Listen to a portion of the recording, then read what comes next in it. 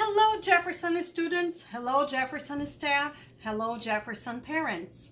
This is Mrs. Sosa doing a video for you. I don't like doing that, but I miss you guys and I wanted to show something for my little kids.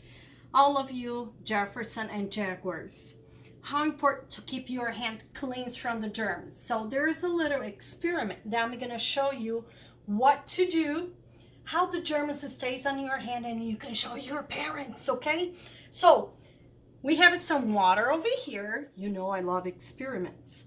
And I'm gonna put it like some pepper. And let's pretend this is all the germs that are around us, okay?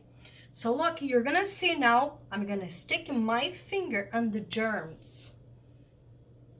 When I stick my finger in other stuff, see? Germs get in my finger. Now I'm gonna get in my clean finger and stick on the dish or on the dish soap or on the soap. And look now the reaction. The germs goes away.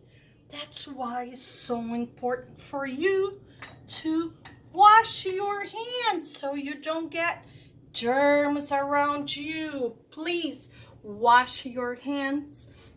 Stay home and be safe, okay? I love you, little munchkins. I love you, Jefferson staff.